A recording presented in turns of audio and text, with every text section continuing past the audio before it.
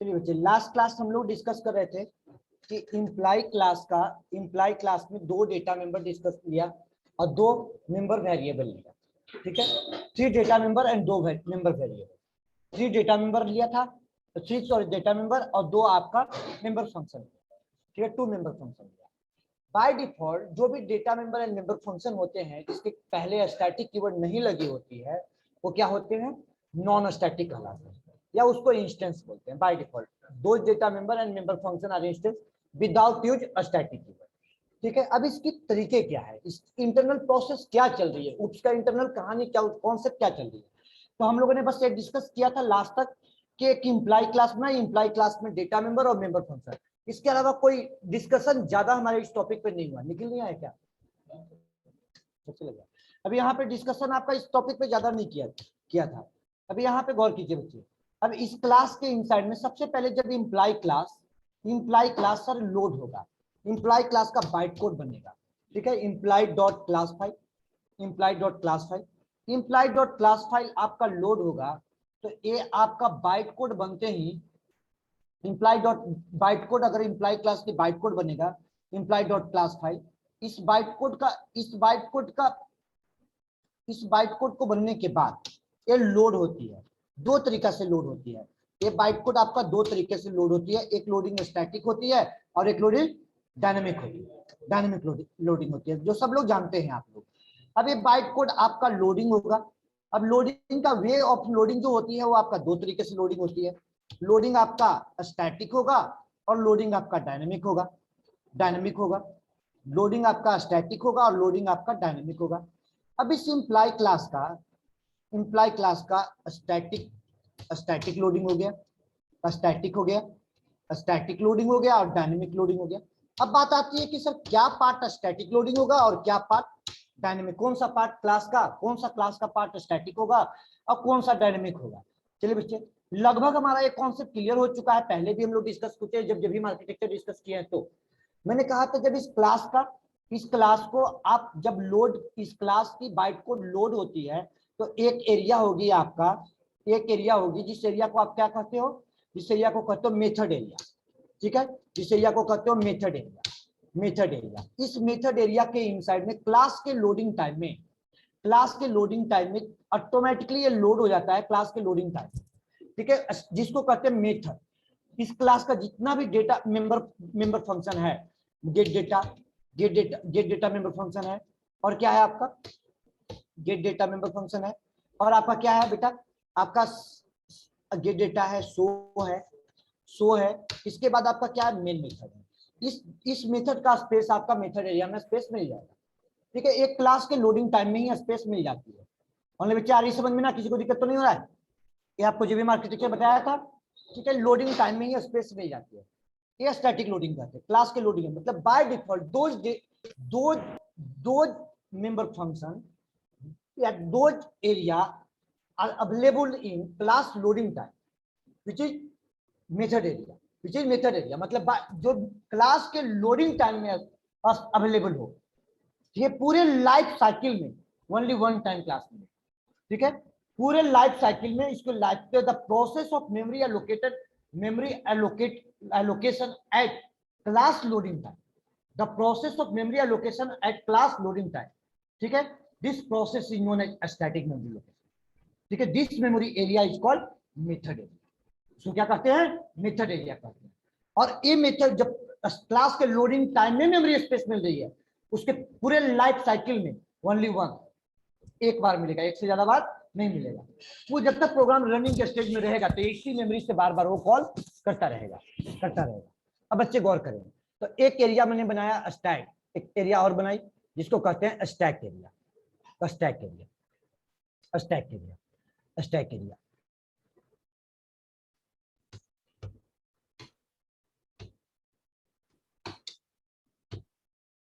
Area. अब इस class level पे वेरिएबल, क्लास लेवल में आपका वेरिएबल क्या है, आईडी है, लोकल वेरिएबल आईडी है, लोकल वेरिएबल आपका इन है, लोकल वेरिएबल सेल है, इसके बाद एक एरिया और होगी, एक एरिया और होगी जिसको हम लोग क्या कहते हैं बेटा, वन एरिया और होगी जिसको हम लोग कहते हैं heap area. Heap area, heap area. एक एरिया और होगी जिसे हम लोग बोलते हैं heap area. Heap area, heap stack area में जो स्पेस मिलेगा, स्टैक एरिया में जो स्पेस मिलेगा वो स्पेस कैसा होगा? वो स्पेस आपका स्टैटिक होगा। स्टैटिक होगा। जो आपका हीप एरिया में स्पेस मिलेगा वो स्पेस कैसा होगा? डायनेमिक होगा। वो डायनेमिक होगा, डायनेमिक होगा बेटा हीप एरिया।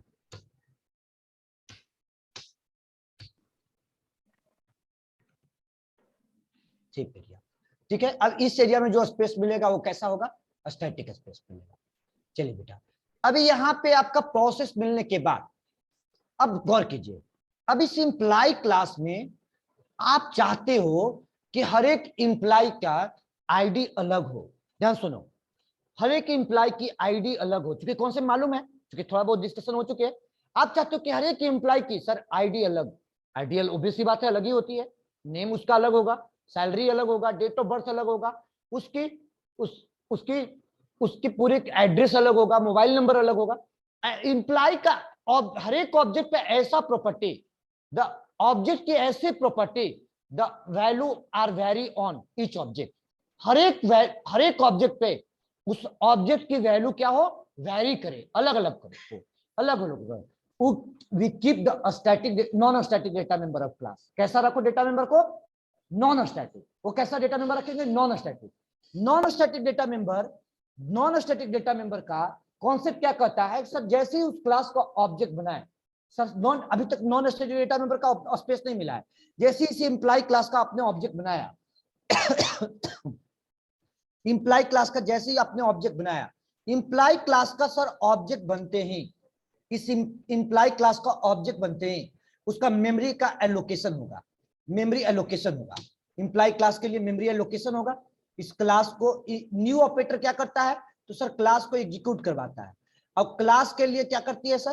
तो मेमोरी का एलोकेशन देती है। क्लास के लिए क्या देती है? मेमोरी का एलोकेशन। और जो मेमोरी एलोकेशन देगा, मेमोरी एलोकेशन देगा वो कहां बेटा मेमोरी एलोकेशन होगा? तो मेमोरी एलोकेशन आपका हीप में होगा। मेमोरी एलोकेशन आपका हीप में होगा। अब हीप में आपका वेरिएबल्स आपका डिफाइन होगा। हीप में वेरिएबल क्या होगा डिफाइन?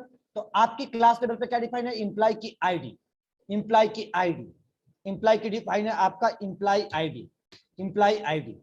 इसकी डिफॉल्ट वैल्यू जब भी हम खुद डालेगा 0। एक वेरिएबल क्या डिफाइन होगा? एक वेरिएबल है आपका इंप्लाई नेम। किस टाइप का है सर? क्लास टाइप का।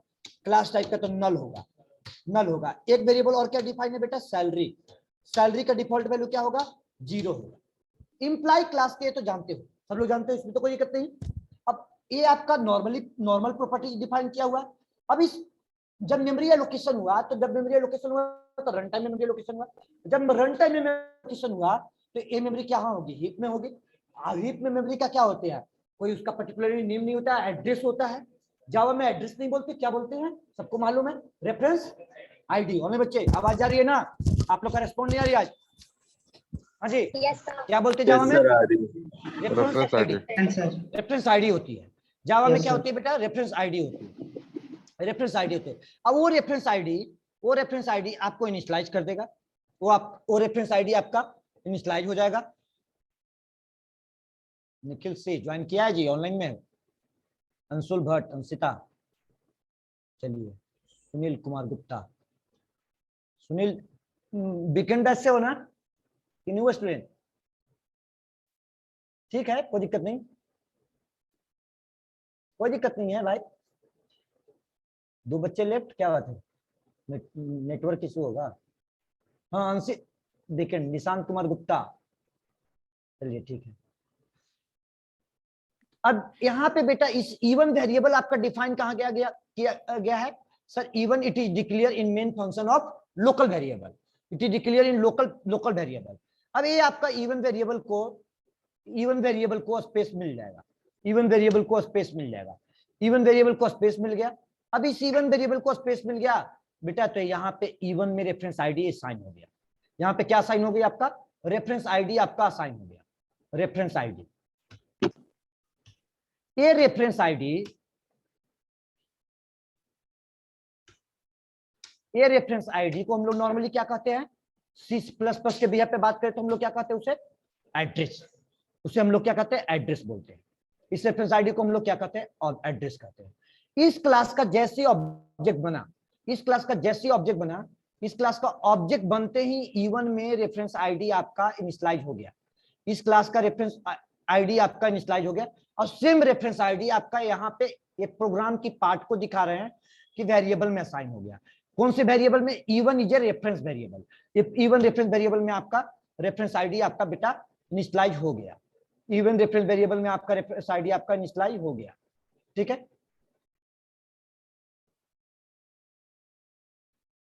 E1 रेफरेंस वेरिएबल में आपका रेफरेंस आईडी इनिशियलाइज हो गया। वो आ गया ना, तो अच्छा नहीं लग रहा है, डायग्राम थोड़ा अच्छा लगना चाहिए ना, रेफरेंस आईडी, बस समझे। अब इस इंप्लाई क्लास का एक ऑब्जेक्ट बना, ठीक है। इस इंप्लाई क्लास के लिए मैंने पहला डिफॉल्ट वैल्यू चेक किया, तो पहले तो कल ऐसी प्रोग्राम फटाफट बना के और रन करा के आपको बता दिया था, ठीक है, रन करा के बता दिया था। अब उसमें कुछ एडिटिंग, कुछ भी चेंजेज, कुछ बातें, कुछ इस पे टॉपिक पे चर्चा नहीं हुई थी, हमारा कोई चर्चा नहीं हुई थी। अब ये ऐसे थोड़े होता है, उसकी पहली प्रोग्राम है, ये तो पूरे डिटेल में इसका चलना चाहिए बेटा, ये प्रोग्राम की पूरे डिटेल में होनी चाहिए बात। तो पहले दिन था, बस ये बताया कि मेंबर फंक्शन डेटा मेंबर क्या होती है, बस इतना बात किया था इस पे। अब इस इंप्लाई क्लास का प्रोग्राम को कंपाइल करो, और कंपाइल करने के बाद इसे रन करो। चलिए, जब हम आर्किटेक्चर वाली क्लास किए हैं तो किसी को दिक्कत नहीं हो रही है मेरे ख्याल से, जो क्लासेस में है प्रेजेंट, दिक्कत नहीं हो रही है ना किसी को? ओनली बच्चे, किसी को दिक्कत तो नहीं हो रही है? क्योंकि कॉन्सेप्ट आपको बता चुके हैं, इसलिए आसान होने के लिए।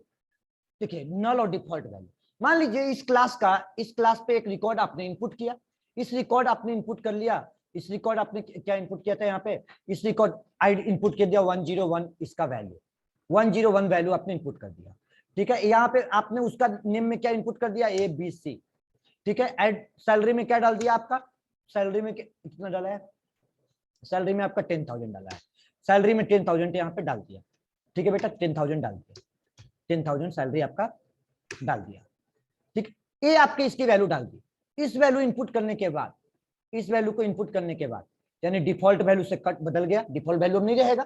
अब यहाँ पे डिफॉल्ट वैल्यू नहीं देगा, अब जब कॉल करोगे, जब तक न्यू अपडेशन नहीं देते हो, जब तक मान लीजिए आप कंपनी में काम करते हैं, अभी करंट एड्रेस दिया, जब तक करंट एड्रेस को अपडेट, एड्रेस चेंज हो गई, जब तक आप अपडेट नहीं कराते हो तो आपकी एड्रेस क्या होगा, सेम होगा, सेम एड्रेस होगा, सेम एड्रेस होगा, एड्रेस तो जो दिया हुआ है, जब तक कि आपकी एड्रेस अपडेट नहीं होती है, उस फील्ड पे अपडेट नहीं होती है। तो यानी कहने का मतलब यहाँ पे आपकी एक इम्प्लाई का रिकॉर्ड आपका ये रहा, इस एक इम्प्लाई का रिकॉर्ड ये रहा, ठीक है, एक इम्प्लाई का रिकॉर्ड ये रहा। चलिए बेटा, अभी यहाँ से शुरुआत करते हैं, और मीनिंगफुल नाम दीजिए, अच्छा लगेगा, किसी किसी को सेट होगा ना तो अच्छा लगेगा। चलिए, अभिषेक कुमार, अब अभिषेक की सैलरी 10,000 मैंने दिया, हाँ, तो 1 साल से जावा पढ़ रहा है, तो इसकी सैलरी कितना होगा, 10,000 जावा कम थोड़ी होगा। सर स्कैनर लगा के नहीं हो सकता? तो यहाँ पे डेटा तो नेम और वो कर रहे हैं, वो स्कैनर लगा के नहीं कर सकते? क्या कर रहे हो? स्कैनर लगा के नहीं हो सकता सर? स्कैनर अलग अलग स्कैनर लगा के? हाँ सर। ठीक है, स्कैनर लगा के क्यों नहीं होगा बेटा, स्कैनर लगा के इनपुट करोगे, चाहे हार्ड कोड कर दिए, तब कंफ्यूजन किस बात की हो रही है, जब तुम्हें मालूम है, तुम्हें सब बता चुके हैं, हमें ये बताओ। तो स्कैनर होगी बेटा तो वेरिएबल होगा, ठीक है, स्कैनर होगी तो ABC इंटीजर टाइप का। ध्यान सुनिएगा, एक बच्चे क्वेश्चन है, थोड़ा कंफ्यूज है।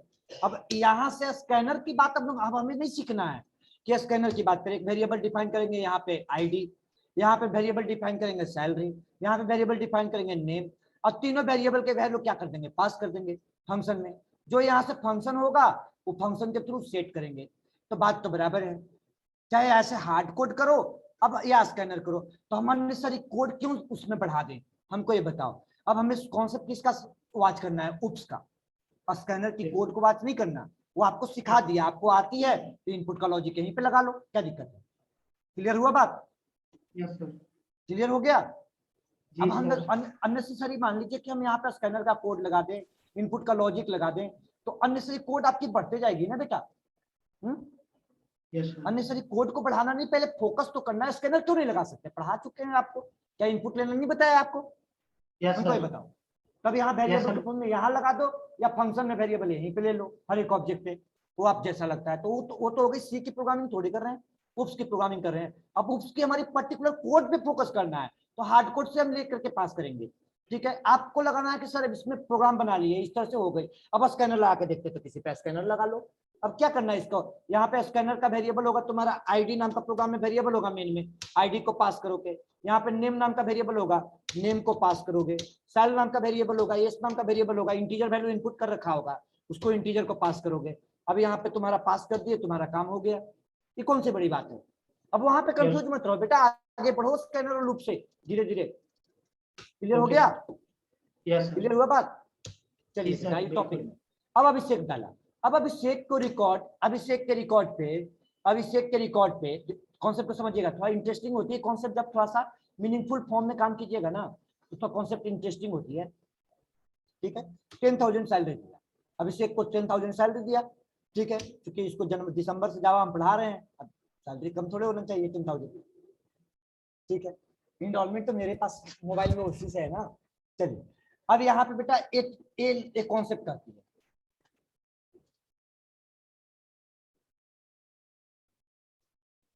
एक कॉन्सेप्ट कहती है आपका 10 अभिषेक नाम से दिया। अब इसके बाद यहाँ पे बेटा एक इंप्लाई की रिकॉर्ड इनपुट हो गया, आउटपुट में मैंने ले लिया। ठीक है, आइए एक इंप्लाई हो गया। देखिए गलती की है ना, उसमें चेंज किए थे, क्या चेंज कर दिए थे, तो कॉमा छोड़ दिए ना उस समय, कुछ डिलीट किया। चलिए बेटा, अब इस इंप्लाई का कोड को मैंने पास किया। अच्छा, कमेंटेड,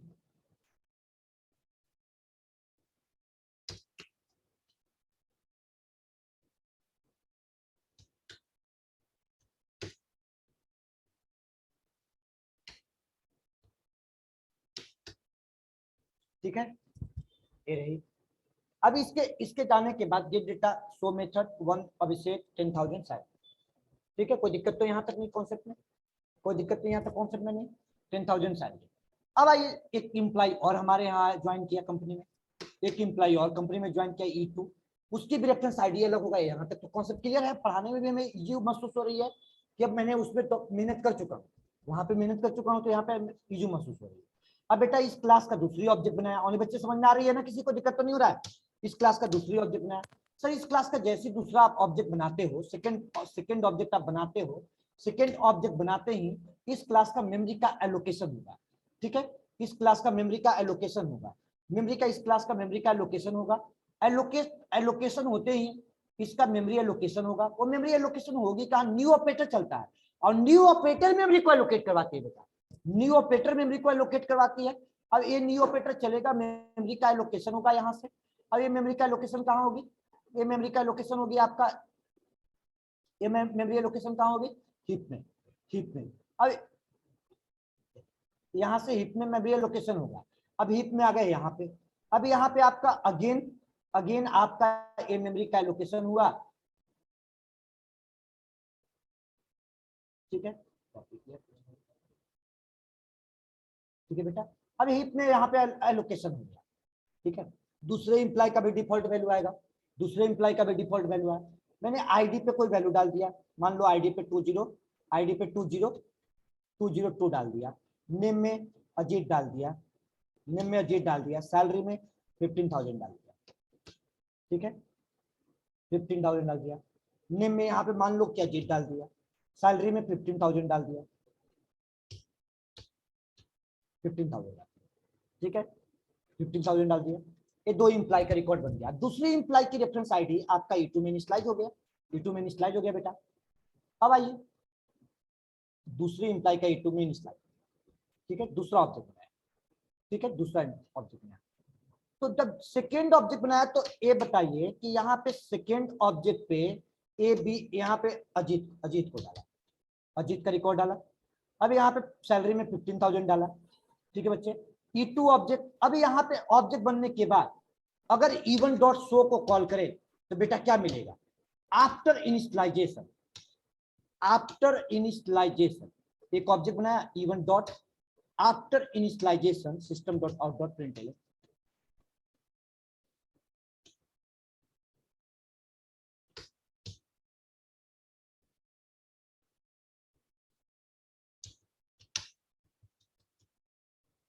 आफ्टर इनिशियलाइजेशन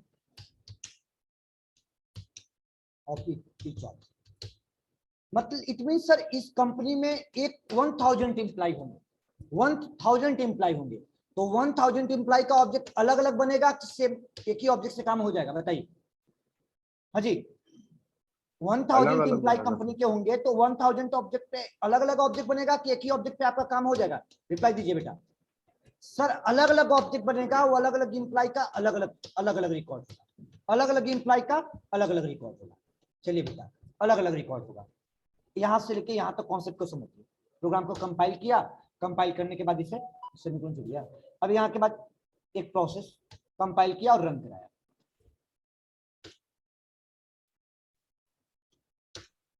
ठीक है बेटा, अजीत तक अभिषेक का रिकॉर्ड, अजीत का रिकॉर्ड। ठीक है, कोई दिक्कत नहीं है। मतलब जिस ऑब्जेक्ट पे वैल्यू जो सेट हुआ उस ऑब्जेक्ट पे मिल गया, किसी को दिक्कत तो नहीं यहाँ तक? हाँ जी शुभम? नहीं नो सर। ओके, बिल्कुल कॉन्सेप्ट क्लियर है। क्लियर है कॉन्सेप्ट? यस सर, क्लियर है। अब यहाँ के बाद मान के चलिए कि हमारे कंपनी से अभिषेक को लगा कि हम तो जनवरी से ज्वाइन किए हैं और सर सैलरी हमें कम दे रहे हैं, नया वाले को ज्यादा दे रहे हैं। तब तक वो इंटरव्यू देना स्टार्ट किया, सैलरी उसको एक कंपनी स्विच करके चला गया, ठीक है, इसको 40,000 सैलरी का मिल गया, 6 मंथ तक ट्रेनिंग अच्छी हो गई थी क्लासेस के बाद, तो इसको 40। अब एक एम्प्लॉय हमारे यहाँ नया ज्वाइन किया, ठीक है, इसको जाने के बाद, लेकिन उसके जाने के बाद लेकिन मैंने न्यू ऑब्जेक्ट नहीं बनाया, ध्यान सुनिएगा, मैंने न्यू ऑब्जेक्ट नहीं बनाया। अजीत के जाने के बाद जो मेरा अभिषेक के जाने के बाद जो अभिषेक का मेमोरी एलोकेट किया हुआ था, उसी अभिषेक के रिकॉर्ड पे मैंने रिकॉर्ड को अपडेट मार दिया। क्या कर दिया? अपडेट मार दिया। मतलब ऑब्जेक्ट मैंने क्रिएट किया, ऑब्जेक्ट मेरा पहले से क्रिएटेड था, ध्यान से सुनिएगा कॉन्सेप्ट को। पहले से ऑब्जेक्ट मेरा, पहले से रिकॉर्ड मेरा क्रिएटेड था, मतलब कि update the date value of data member. Message को देख के लिखेंगे तो समझ में आएगी। The value of data member update on even object मतलब समझ में आया? इवन ऑब्जेक्ट पे जो वैल्यू था डेटा मेंबर का, उस ऑब्जेक्ट बना हुआ था। देखिए बेटा ध्यान सुनिएगा, रेफरेंस आईडी, रेफरेंस वेरिएबल और ऑब्जेक्ट, रेफरेंस आईडी, ऑब्जेक्ट और इंस्टेंस तीनों कॉमन वर्ड है। रेफरेंस आईडी मतलब सर पर्टिकुलर मेमोरी का एड्रेस की बात आप कर रहे हो। इंस्टेंस क्रिएट करना मतलब ऑब्जेक्ट ही बनाना, उसी को बोलते हैं, उसी मेमोरी की बात करें। इंस्टेंस क्रिएट करना मतलब to provide the space of data member. Data member के सेंस में बात करते हैं तो क्या बोलते हैं? इंस्टेंस बोल देते हैं। डेटा मेंबर के सेंस में बात करते हैं तो इंस्टेंस बोलते हैं, और जनरल टर्म में बात बोलते हैं तो क्या बोलते हैं? उसको ऑब्जेक्ट कहते हैं। बस जनरल टर्म में बात करते हैं तो ऑब्जेक्ट बोलते हैं। डेटा मेंबर के सेंस में मतलब कि सर डेटा मेंबर का जब पहले ऑब्जेक्ट बना तो डेटा मेंबर को स्पेस मिल गया। उस डेटा मेंबर पे इवन का इंप्लॉय आईडी 101 था, इंप्लॉय का नेम अभिषेक था और उस पर सैलरी 10,000 था। मेरा न्यू इंप्लॉय ज्वाइन किया, वो भी एक्सपीरियंस बंदे को मैंने ज्वाइन करवाया, ठीक है, वो भी बहुत कम सैलरी में तैयार हो गया कि नहीं सर काम करेंगे हम। तो चलिए मैंने ज्वाइन करवाया विकास को, ठीक है, न्यू एम्प्लॉय हमारे कंपनी में ज्वाइन किए विकास न्यू एम्प्लॉय में ज्वाइन किए मेरे कंपनी में विकास। सैलरी शायद छोटी मोटी स्टार्टअप कंपनी थी, 25 में रेडी हो गए। चलिए सपोर्ट करेंगे, ठीक है ना, ज्यादा तो नहीं हो गया?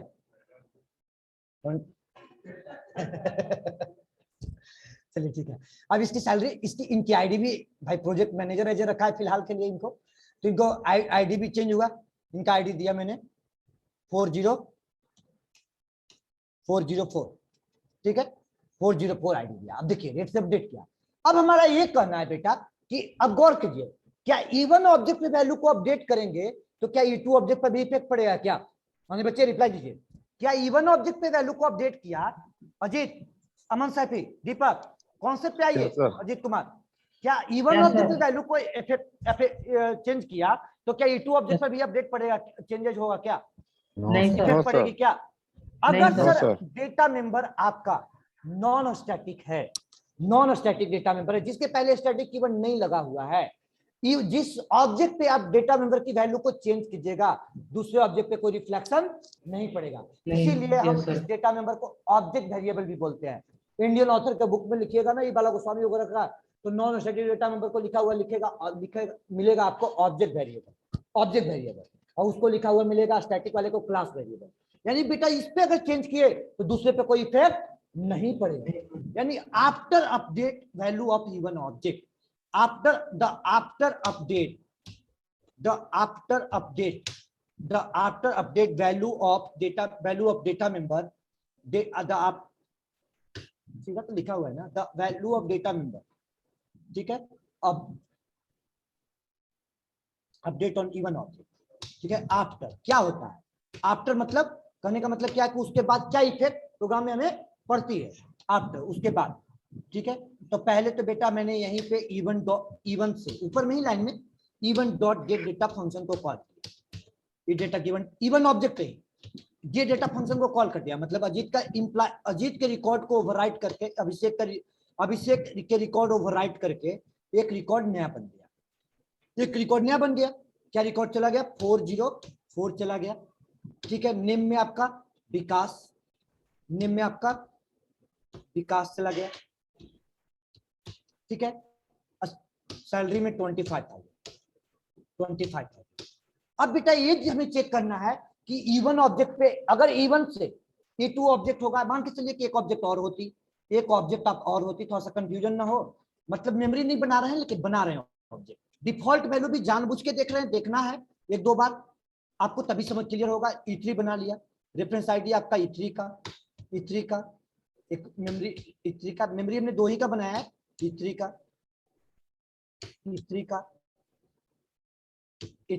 3 ऑब्जेक्ट बना हुआ है।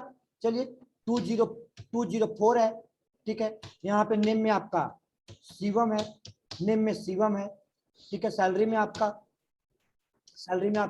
20,000 है, 20,000 है, तो ज्यादा हो जा रहा है ना, चलिए ठीक है 20,000। अब E2 ये आपका E3 रहा, मतलब 3 ऑब्जेक्ट हम बना चुके ऊपर में, ठीक है। बना लिया, चलो बना लिया बेटा, क्या दिक्कत पड़ता है। आप तो तीनों पे पहले तो मैंने इनिशियलाइज करने के बाद आउटपुट चेक किया, इनिशियलाइज करने के बाद आउटपुट चेक किया, देन इसके बाद एक पर्टिकुलर ऑब्जेक्ट पे मैंने अपडेट किया, पर्टिकुलर ऑब्जेक्ट पे, किस पे, इवन ऑब्जेक्ट पे, इवन की वैल्यू को चेंज करके वहां पे इवन का वैल्यू। अब इवन के ऑब्जेक्ट पे चेंज करने के बाद E one dot show function call किया, E one dot show function call किया,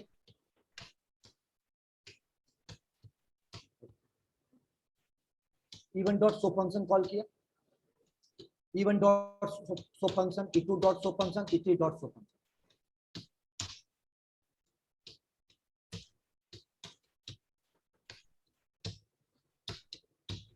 E2 डॉट शो फंक्शन और E3।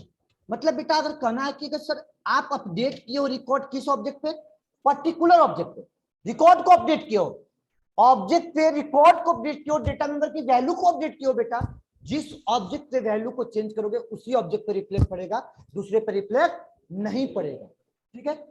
ऑब्जेक्ट का यही से ध्यान से सुनिए, ऑब्जेक्ट का ऐसा प्रॉपर्टी बच्चे, और ऐसा प्रॉपर्टी जो पर्टिकुलर ऑब्जेक्ट पे हम चेंज करें और दूसरे पे कोई रिफ्लेक्ट ना पड़े, उस डेटा मेंबर को क्या बना लेंगे, नॉन स्टैटिक, और उस डेटा मेंबर को क्या कहेंगे, इंस्टेंस डेटा मेंबर। क्या बोलेंगे उसको, इंस्टेंट डेटा मेंबर। मान लीजिए कि एड्रेस इनकी अपडेट हुई है, शिवम की एड्रेस अपडेट हुई है, मोबाइल नंबर ये चेंज किए हैं, तो भाई विकास, अजीत, अमित के रिकॉर्ड पे क्यों इफेक्ट पड़ेगा, हमको बताइए क्यों इफेक्ट पड़ेगा, कोई कंपनी का नाम चेंज थोड़ी हुआ है।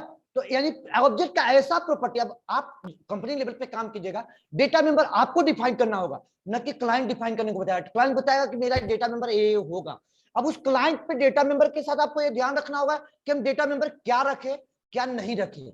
आपको ये देखना है कि इंप्लाई के लिए क्लास बना रहे हैं तो जो सभी इंप्लाई के लिए अलग अलग वैल्यू होगी, तो हम क्या बनाएंगे, नॉन स्टैटिक।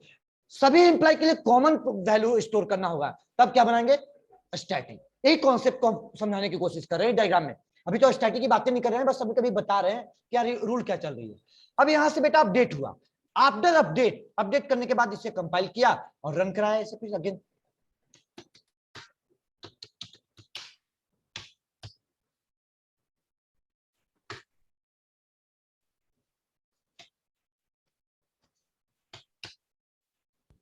चलिए बेटा, तो जहां पे विकास का record after update data member क्या हो गया 404 विकास का रिकॉर्ड, सो मेथड अजीत का रिकॉर्ड, सो मेथड शिवम का रिकॉर्ड। मतलब कि शिवम और अजीत पे कोई इफेक्ट नहीं पड़ा बेटा। और बच्चे आई समझ में, किसी को क्लियर हो गया सबका? हाँ जी, किसी सब लोग का क्लियर हो गया? मतलब कि लाइन नंबर 44 के बाद से इवन ऑब्जेक्ट का इवन रेफरेंस वेरिएबल पे जो ऑब्जेक्ट रेफरेंस आईडी स्टोर है उस ऑब्जेक्ट के करस्पॉन्डिंग वैल्यू बदल गया। लाइन नंबर कितना से? 44 से। गौर कीजिए, 44 से अपडेट हुआ ना, अपडेट होने के बाद उससे आउटपुट देखा। चलिए बच्चे, किसी को क्लियर, सबको क्लियर है ना? किसी को दिक्कत तो नहीं हो रही है? हाँ जी, शुभम कुमार, शुभम से नो सर, दिक्कत तो नहीं हो रही है? नहीं सर। चलिए, दीपक, नो सर, क्लियर है। अंशिता, हिमांशु, क्लियर है? चलिए बेटा, अब आती है बात कि सर मान लीजिए कि उस रेफरेंस वेरिएबल में मान लीजिए कि आपका थ्री ऑब्जेक्ट बना हुआ है ना बेटा, 3 ऑब्जेक्ट बना हुआ है। 3 ऑब्जेक्ट आप बनाए हो, एक ऑब्जेक्ट और बना लो, बनाई लो।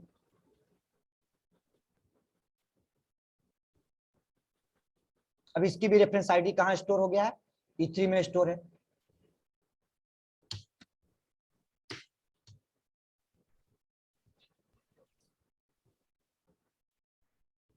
इसकी रेफरेंस आईडी E3 में स्टोर, ठीक है। न्यू ऑपरेटर कितने टाइम चला है? न्यू ऑपरेटर चला 2 time, 3 time. New operator 3 time, जितना बार न्यू ऑपरेटर चलेगा उतनी बार मेमोरी एलोकेट होगा, ठीक है। अगर मान लीजिए कि इंप्लाई जाने के बाद उसी में अपडेट कर देते हैं, तो इसका भी अब उतना हम डायग्राम को बना नहीं रहे हैं, खींच नहीं रहे हैं उतना लंबा उतना प्रोसेस, बस एक डायग्राम में खींचा बताया है आपको। अब यहाँ पे मतलब क्या बताया बेटा? इंप्लाई आईडी इक्वल टू क्या है? 0, ठीक है। यहाँ पे क्या डाल दिया हो? इंप्लाई आईडी में क्या डाले हो आप? इसके रिकॉर्ड पे आप डाले हो 204, ठीक है। पहले नेम में वैल्यू क्या है? नल, नेम में वैल्यू थी नल, नल से आपने क्या डाल दिया? नल से आपने डाल दिया शिवम। इंप्लाई की सैलरी में क्या थी आपकी? 0, आपने क्या डाल दिया यहाँ पे? 20,000, ठीक है, 20,000। अब बेटा ये रही 2 रिकॉर्ड। अब हमारे पास ये कहना है कि अब मेरे कंपनी से अजीत छोड़ के भी चला गया, हो गई 1 ईयर काम करते हुए। अब एक नया एम्प्लॉय को मैंने हायर किया, ठीक है, एक नया एम्प्लॉय हायर हो गया। लेकिन बेटा उसमें क्या हुई थी कि उस ऑब्जेक्ट पे, उस केस में क्या हुई थी, मैंने उसी ऑब्जेक्ट पे वैल्यू को बदल दिया था, ठीक है। अब कुछ दिनों के बाद अजीत छोड़ के चला गया, तो हमने कुछ लंबे समय के बाद एम्प्लॉय हायर किया। अब मैंने उसी रेफरेंस वेरिएबल में, इसी रेफरेंस वेरिएबल मतलब E2 रेफरेंस वेरिएबल में ही एक नया रेफरेंस आईडी उठाकर डाल दिया, नया न्यू रेफरेंस आईडी डाल दिया। अब उस रेफरेंस आईडी को क्या करेंगे? मतलब कि अजीत कंपनी छोड़ के चला गया, ठीक है, लाइन नंबर 50 के बाद, 50 के ऊपर तक एग्जिस्ट करता है, 50 के बाद वो चला गया। तो मैंने मतलब कि अब यहां से E2 रेफरेंस वेरिएबल में, E2 रेफरेंस वेरिएबल में अजीत का देखा जाए तो मेमोरी का एग्जिस्टेंस है, ठीक है। अजीत को, अभिषेक के केस में पूरा डेटा ही अभिषेक का डेटा लॉस हो गया, ठीक है। लेकिन अजीत के केस में वो आपका 50 के बाद, 50 के पहले मेमोरी का एग्जिस्टेंस रखता है, ठीक है। लेकिन 50 के बाद से लाइन नंबर यहां से 49 पे है ना, 49 पे मैंने उसी E2 रेफरेंस वेरिएबल में अगेन एक ऑब्जेक्ट बनाया। मतलब कि रेफरेंस वेरिएबल मेरा बेटा यहां डिफाइन था, गौर कीजिए, E2 डिफाइन है ना, यहां पे गौर कीजिए, E2 डिफाइन है। तो मैंने यहां पे वेरिएबल डिफाइन नहीं किया, E2 वेरिएबल को यूज कर लिया। और उसी E2 वेरिएबल में मैंने डेटा मेंबर का न्यू ऑपरेटर चला के ऑब्जेक्ट डाल दिया।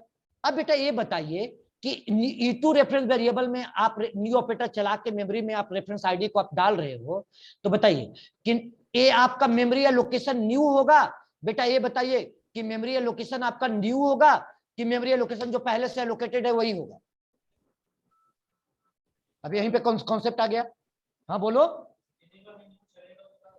बस एक वर्ड ये ध्यान में रखो कि सर जितने बार न्यू ऑपरेटर चलेगा उतने बार मेमोरी या लोकेशन होगा ही होगा। एक वर्ड को ही दिमाग में बांध लो, इसी वर्ड को सेट कर लो कि सर न्यू ऑपरेटर चलना है, मेमोरी या लोकेशन न्यू एलोकेट होगा, इवन का न्यू रेफरेंस आईडी जनरेट होगा।